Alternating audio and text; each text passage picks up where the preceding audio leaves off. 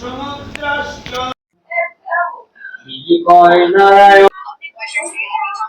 ওকে রাখবিস ও দিদিমা উঠেছিল এইটা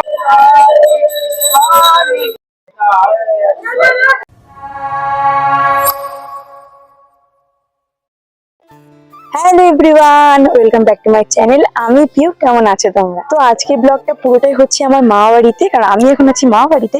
আর মা বাড়িতে একটা খুব ভালো দিন আজকে, আশা করি তোমরা হাইলাইটে দেখে। ছোট্ট একটা টালির চাল মুড়ি বাসের বেড়ার থেকে আজকে একটা বড় বাড়ি করেছে তারা। সবেমাত্র পুজো দেওয়া কমপ্লিট হয়েছে। তো চলো সকাল থেকে কি কি করেছি সেগুলো সবটাই তোমাদের সঙ্গে শেয়ার করছি। চলো।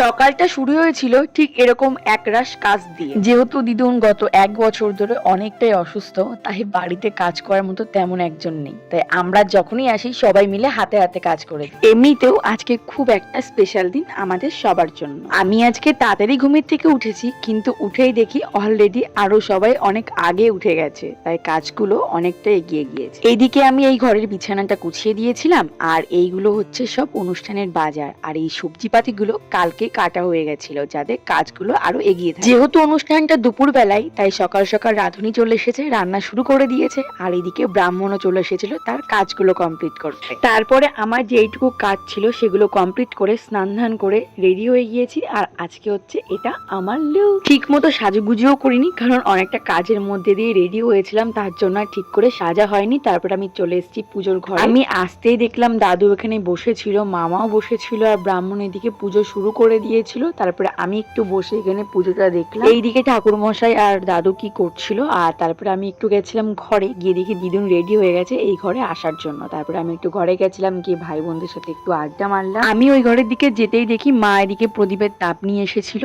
তারপরে গিয়ে অঞ্জলি দিয়ে, জানো তো একটা সময় এরা ঘরের জন্য অনেক কষ্ট করেছে। ইভেন আমিও এই সময় তাদেরই সঙ্গেই ছিলাম, কারণ ছোটবেলার থেকে আমি এখানেই থাকতাম। কোথায় সেই টালির চাল মুলিবাসের বেড়া, যেটা কিনা ঝড় বৃষ্টি হলে ভেঙে পড়ে যেত, সেখান থেকে আজকে এই ঘরটা, বিশ্বাস করো আমি অনেক আনন্দ পেয়েছি। যাই হোক, ভগবানের কাছে এইটুকুই চাইবো, ভালো থাকুক, ভালো রাখুক, সবকিছু ভালোই হোক। তো তারপরে এখানে ঠাকুর মশাই যজ্ঞ শুরু করে দিয়েছিল। তবে দিদুনদের মধ্যে খুব সুন্দর দুটো ইন্টারেস্টিং জিনিস হচ্ছে। এক, ওই দেখো যজ্ঞ হচ্ছে, আর সামনে দিয়ে কিন্তু দুধ উতলানো হচ্ছে। এই কাজটা কমপ্লিট হয়ে যাওয়ার পর আরেকটা ইন্টারেস্টিং হচ্ছে এই জিনিস। এবার আমরা সবাই মিলে যাব হচ্ছে মেন দরজায়, মানে রাস্তার সামনে। আর মাসির কাছে যে ঘোড়াটা আছে তার মধ্যে আছে গঙ্গা জল। এবার হচ্ছে সেই ইন্টারেস্টিং পার্ট, এই যে মামা গাই গরুটাকে আনছে। জানো তো ও আসতেই চাইছিল না, ভয় পাচ্ছিল, কারণ এত লোক তো দেখেন। আমরা সবাই কীর্তন করতে করতে সামনের দিকে যাচ্ছিলাম ঘরে উঠবো, আর পেছনে পেছনে ওকে আনা হচ্ছিল। তারপরে আমরা সবাই কীর্তন করে ঘরের মধ্যে ঢুকে, তার পিছন দিয়ে ওকে তোলা হয়। তারপরে ঠাকুর মশাই এখানে